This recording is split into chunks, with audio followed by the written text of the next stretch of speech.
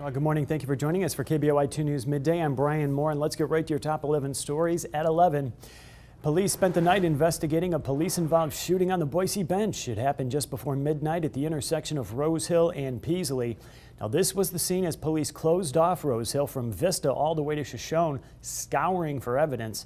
The road was closed for more than 6 hours. Now, police say it started as a traffic stop, and then it happened.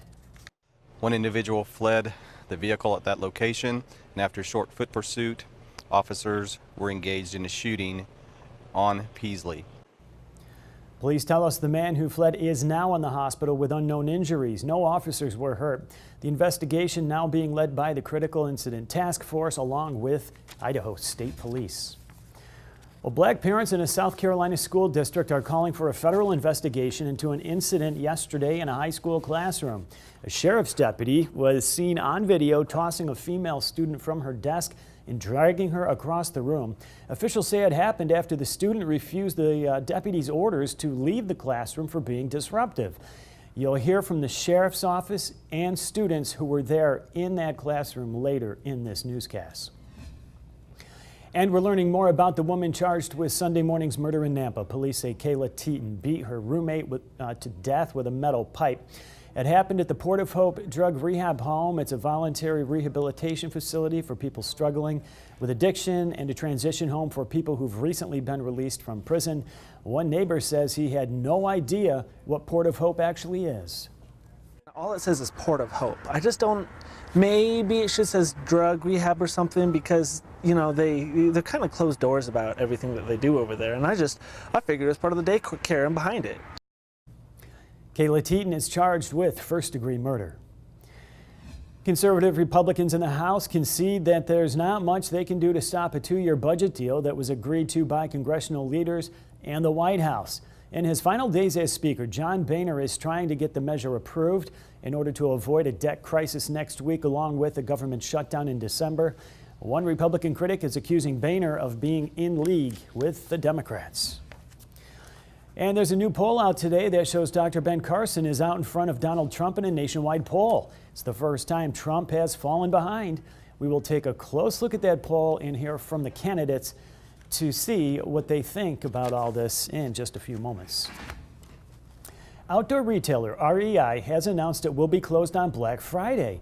The decision affects all 143 stores. The company says instead of working, they'll pay their employees to enjoy the outdoors. REI also created a social media hashtag #OptOutside, and a website where people can share their outdoorsy plans for the day. REI has been named by Fortune magazine as one of the top 100 companies to work for. Now an update on a story we first brought you yesterday. 2 people have minor injuries after their car collided with 2 cows on I-84. Now the cattle wandered off land designated as open range by state law. The Idaho Cattle Association says most of Idaho is open range, which means livestock owners are not liable if their animals get out. If cattle are on public land, there's public at large going in and out of gates to go hunting or whatever you may have. And so there's a lot of different variables on how those cattle can get out. Obviously, our goal is to keep those cattle in and to keep everybody safe and keep them off the roadways. Now, in herd districts, an owner is responsible for keeping their animals inside the fence line. These districts are typically within city limits.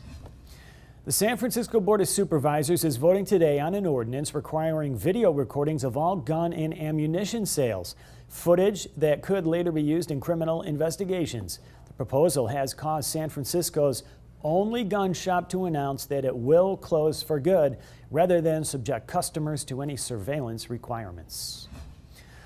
Tonight, the West Ada School Board will host a meeting for voters on the upcoming supplemental levy. The district is hoping for the renewal of a 2-year levy, which would provide $14 million a year to the district. That meeting is at 5:30 at the West Ada School District headquarters. Saber rattling in the South China Sea. A U.S. Navy warship sailed past one of China's man-made islands.